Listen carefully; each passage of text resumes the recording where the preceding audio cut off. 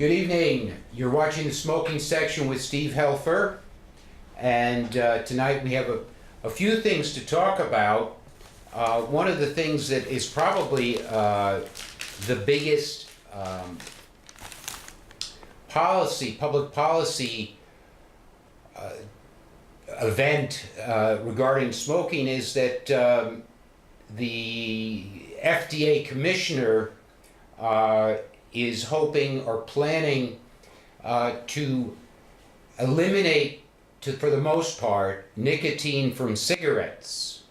And right now he is taking a lot of, the FDA is taking comments on it, but they feel that by doing this, they will reduce the desirability of smoking altogether. Of course, they're not asking smokers, and this is, of course, smokers can comment on the FDA's website, which I hope a lot of smokers will and other people will. But one of the odd things is that, well, there are many odd things, but one thing is that even among anti-smoking advocates, nicotine is considered to be really benign, if not beneficial. I mean, there's nothing that nicotine does to people that is bad. Supposedly,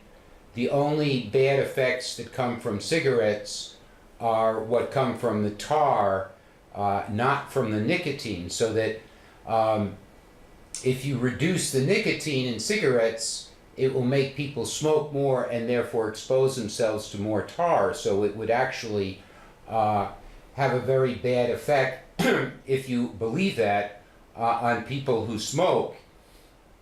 And in addition to that, I mean, when the cigarette companies introduced low nicotine cigarettes, they were accused of being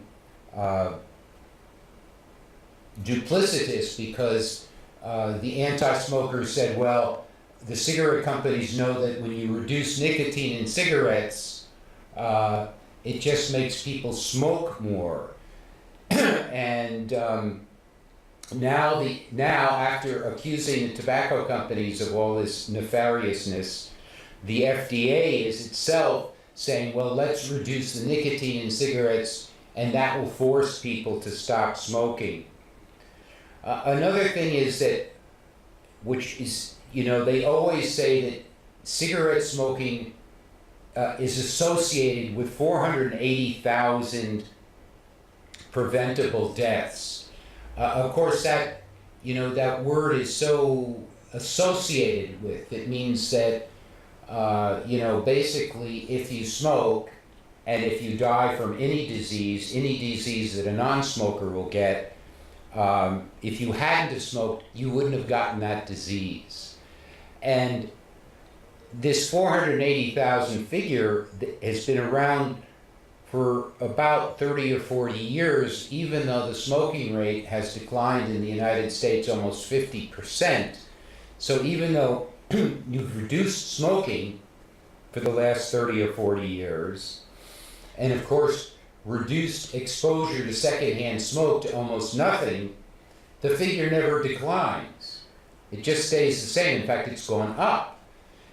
So, these figures that are being used in the war on smoking just have basically no basis in fact or science. They are simply used as scare tactics. And the FDA is using this scare tactic to say we will reduce nicotine in cigarettes to almost zero, thereby making tobacco totally unsatisfying. And this will reduce smoking, and of course, this will be a boon to the health of the United States. But as we have seen in the last 30 or 40 years, even though smoking rates have declined, again, almost by half, we don't see a major improvement in health. I mean, healthcare costs have spiraled higher and higher, even though we were told that if we reduce smoking rates, people would be spending so much less money on treatment of diseases caused by smoking that there would be a windfall. We haven't seen anything like that at all. Although there have been increases in average life expectancy according to a lot of, across most population, we see a huge epidemic of opioid abuse. Whether that's related to the decline in smoking, it does seem to me that people are taking an awful lot more psychoactive medications, and I think that this is definitely related to reduced smoking rates. I know, for example, that I have suffered from depression and anxiety for many, many years. And I know that when I, for example, have my first cigarette of the day, I find it really, really calming. And unlike psychoactive medications, it doesn't interfere with my driving or with my operating of dangerous machinery.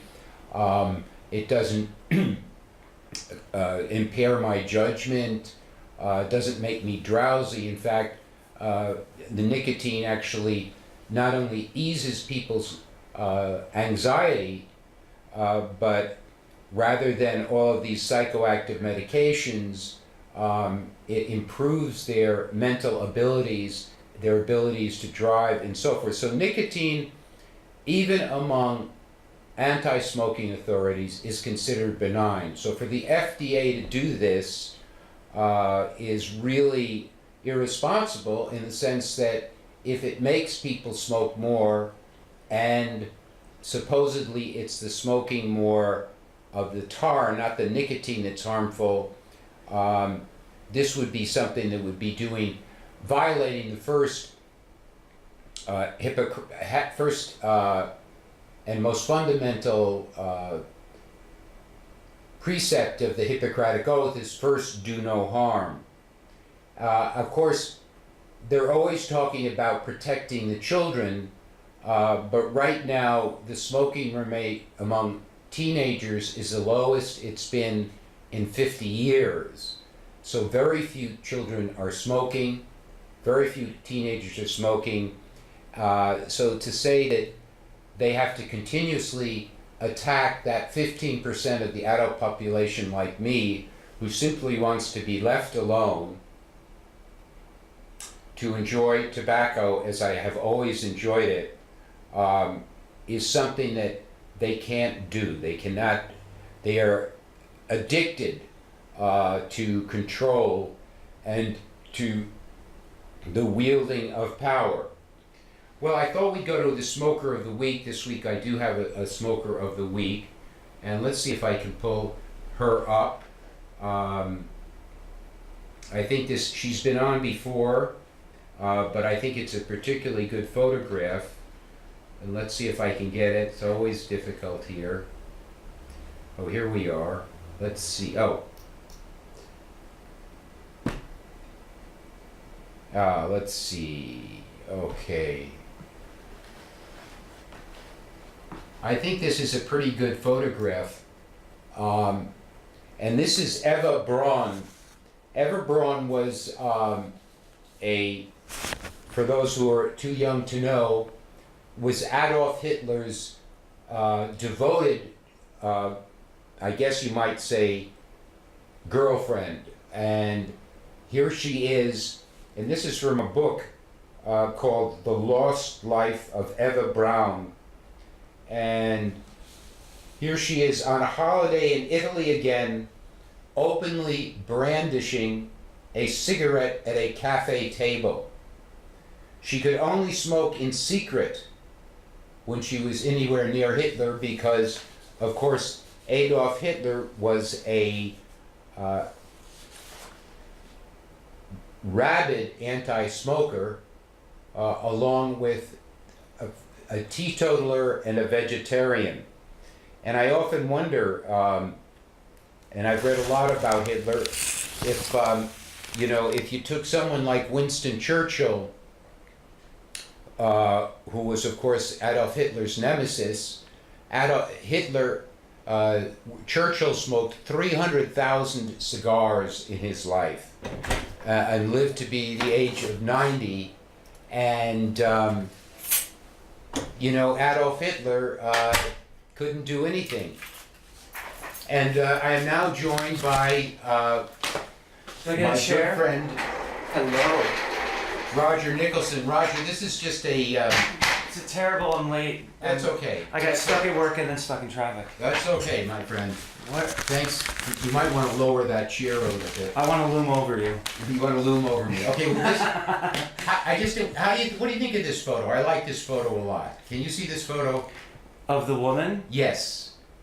Is this all that we're seeing? Is that all everyone's seeing is the woman? Yeah, it's a photo of Eva Braun. And is that one of your heroes? That's wonderful. Kind of one of my heroes because even though she was close to Adolf Hitler, she always smoked, but she couldn't, of course, smoke when she was near him. And this is from a book called The Secret Life of Eva Braun. And shouldn't we be on camera? You should just... Well, let me just finish. I'll finish this. Eva on holiday in Italy again, openly brandishing a cigarette at a cafe table. She could only smoke in secret at the Berghof since Hitler disapproved. So I guess you might say, I don't think she had much to do with the Nazism or anything like that. She was only 33 when she died, and she really was not involved. So we're defending Eva Braun now. We're defending smoking and Eva Braun. What depths are we going to, Steve?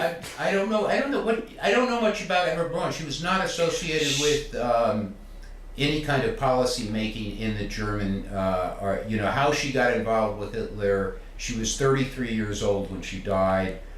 She was in her 20s. I think there were people. I mean, I don't want to necessarily... She did commit suicide with him, so I think she was probably well invested in the Third Reich. Yeah, I guess you might say so. I think she was invested in him. But you find her to be a sympathetic figure because she smoked. Let's say I think Eva Braun.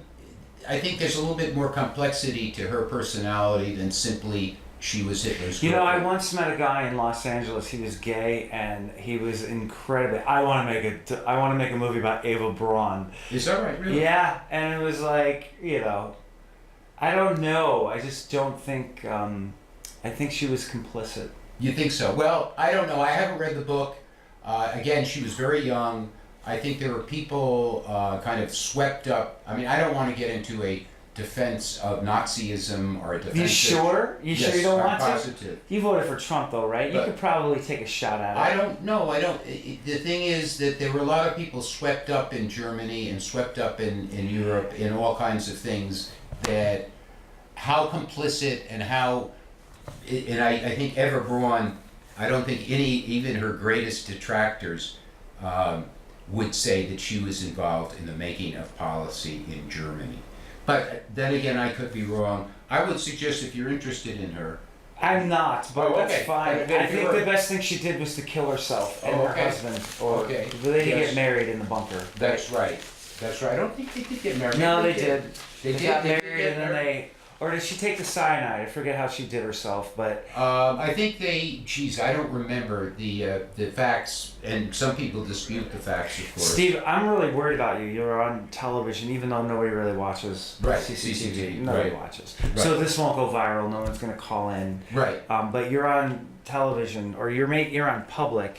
That's right. You're in public, on public television, in a public forum. Yes. Praising or at least speaking about Eva Braun in a loving manner or admiring sort of. I don't know. I don't know if I can. But you suspect that she was pretty sassy gal. Sassy, or just maybe you're suspecting that she was. I think if you read about Eva Braun, you will get the feeling that somehow she got swept up. She had a front row to the Holocaust. I mean, that's incredible. No, I don't think so. But I'm not going to dispute it. I will just. Well, right. read if you're. If you're so sure of yourself. I'm not not sure of this. She was with Hitler, and then she was with him to the end, and she killed herself with him. That's correct. That's devotion. Yes, that's not devotion. taking a passive. She was definitely devoted to It's not. She's not Melania Trump here. Okay, she's a little more. Melania Well, I mean, didn't know what she was getting into. Hitler had a very famous secretary who, wrote a book. It was made into a movie called The Fall or After the Fall. I mean, she was 25 years old. I think it's a very interesting book. And I don't think that woman who was a secretary, I guess you might say she had a front row to the Holocaust. But I mean, I'm just talking about a secretary. She got all the perks of being Hitler's gal. Like she had. You're talking about Eva Braun or yes. the secretary? Oh, I'm sorry. Yeah, probably the secretary too. Everyone that was Well, with it's an him. interesting book that she wrote. Listen, I was just mentioning that, for example, I have always, or for many, many years, had problems with depression and anxiety. And I find, for example, like when I get up in the morning and I have my first cigarette, that I find it extremely calming and I enjoy it. That's because you're getting, dopamine Mhm. released into your brain. Right.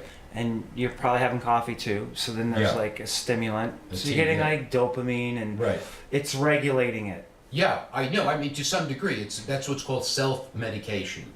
But I mean, do you think? Or poisoning, however Well- you want to look at it. Right.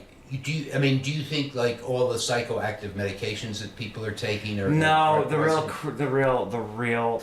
There's three things. Mhm. There's exercise. Yeah. There's meditation. Right. And there's what was the other one? Now I'm like whatever. The governor from Wait. Texas. I totally forgot the third one. Meditation, exercise, and probably gratitude. But I had another one. No, I know forget because what you it is. mentioned to me the last time, and I was trying to think that we were talking about this before. Meditation and gratitude. Do you think the reason that Exercise. do you think the reason that a lot of people smoke is because of anxiety and depression? Do you think that's a reason or not? Yeah, and I also think it's addictive to like give yourself a reward, even though you don't deserve one. That's why Mhm. smoking's so addictive because you're like, I'll have a cigarette, Right. and then you're like, It's a bit of and you pleasure, give yourself a reward, and you're rewarding yourself for so pleasure isn't happiness. That's the thing. So when I'm depressed, I do a lot more pleasure seeking. Yeah. Like right, that, I so- do more of that than I would but pleasure's not happiness. So if you had happiness, you wouldn't need to pleasure seek so much. Well, I know that Happiness is pleasurable, but pleasure is not happiness. happiness is pleasurable, but well, happiness in this life is not easy. So why aren't you drinking then? Because I love drinking. So do I, but I don't. But I mean, why don't you? I don't drink because when I drink, I usually do things that are dangerous or misbehave, or for example, get myself into a position where I can't go to work in the morning, or it's not Because it causes more. Whatever pleasure you get out of drinking, the payoff, what it costs is so much more. That's for the some deal. people. For some people, For a lot of people. yeah, a lot of people. But So, I mean, and I find here's the funny thing when I quit smoking. Right. I didn't even go, why would I even need a cigarette? I don't need a cigarette to fly in a plane. I mean, it's like, once you get past the mental obsession of having a cigarette, yeah, you're free and clear right. until you relapse. And you relapse. I because- relapsed. I didn't just relapse on cigarettes. I relapsed. You mean I relapsed. I started drinking. I drank. I mean, it was like, that opened the door. So that's what happened. right, right. So all the wheels came off. So I was like, fuck, why don't I smoke? Of course I'm going to smoke. Yeah. So that's kind of what happened. And then I went to Montreal for a week, and it was like all over. Because there's like all the beautiful people are smoking up there. It's like, Yeah. there's no stigma. There's no shame. It's like in Montreal these days. everyone smokes in Montreal. It's all the hot girls are smoking. So you're like, Yeah. okay, I could smoke, but Are you surprised at how many people smoke here, even in the United States, given the taxes? and I'm the stigma? surprised at how many don't. Really? Yeah, a lot of people don't smoke. Yeah, it's a pretty low. It's I about don't think anyone in my office smokes. Everyone's Yeah. a non-smoker, right, right. and I need to get back to that. But Last time I was on your show, I vowed I was going to quit, and then I didn't. No, you didn't vow. I don't remember. Yes, I you did. vowing I you were absolutely gonna did. I quit. said the only way to. I said this. You've shown me how absurd smoking is, and I need to quit. And then, of course, I announced it. You don't. When you quit smoking, you don't announce it. You just do it quietly. Well, some people like supposedly. It doesn't work. Charles de Gaulle, I was told, I read, he was a very proud man, and when he determined he was going to quit smoking, he announced it to everyone, and that put him in a position where he would be. It doesn't. It puts you in a position to fail. The way to do it is to not smoke and just do it stealth. And then if you fail, you don't have to deal with because everyone wants a pat on the back before they've done something, which is what smoking is. It's getting a pat on the back for doing nothing. It's getting rewarded before you actually do something. That's Right, why smoking right. is bad. Yeah. Because, why it's like an insidious habit, because you can just reward yourself anytime you want. But when you quit smoke, I'm going to quit smoking. Oh, good for you. And you get the pat on the back, but you haven't quit smoking. Right. You're right. saying you're going Have you ever met anybody who quit smoking whose health didn't improve? I don't even know. I'm not a doctor. You have a phone call. We should I probably do? take it. Is the light going on? The light is going on. Let's see what happens. You don't even know how. You get no phone calls here. There you go. I get a few. You're on the smoking section. Hello, Steve. This is Mike McFadden. Hey, Michael McFadden, how are you? Very good. I've been enjoying watching you and your animated sketches there. Rick- Well, a houseplant can be Roger- animated with this Roger guy. Nicholson. Yes, He just delivers he's one it of in our monotone. famous CCTV I wonder people. If I could interrupt your ongoing discussion for a moment, I wanted to get back to something you had said earlier. Could you speak a little louder, Michael? Yes, can you hear me now? Yeah, Yes. it's like the speaker in the studio is very quiet. Okay. You had been talking about the way the numbers has changed with the reduction of nicotine in cigarettes, Mm. and how the numbers kind of change depending upon what arguments the anti-smokers want to make at any particular point. Right. Well, for a long time, from the early 1990s until 2014, the number of deaths that were supposedly caused in the U.S. by secondhand smoke was always being cited by the government as 3,000 per year. Right. Now, over the last 30 years, there has been an enormous reduction in exposure to secondhand smoke. Right. So in 2014, they came out with a new number. And don't tell me it's larger. Which larger. It went from 3,000 up to 7,700. I actually never believed that secondhand smoke was bad for you. Really. I never did. My mom Michael, smoked. thank you very much. Thank you. Okay. I never bought that because I was like, my mom smoked and my dad smoked, and I didn't have asthma. And I didn't have any problems as a kid. Right. So Well, it's I like, mean, asthma rates have gone up as smoking rates have gone down. That's everybody. agrees could be with all that. the stuff they're putting in the air. I don't know. Could be a lot of things. But actually, you could say that is a bogus statistic. Why is that? Well, because when he just gave a statistic that now that there's less people smoking around people or less exposure to secondhand smoke, it's still going up. So that's like a bogus. That sounds like a bogus statistic. Roger, I would love to talk to you more, but we're close to the end of the program. Well, I should have come on time, and I'm sorry I'm late. That's quite all right. Did you slag me before the show? I was gonna have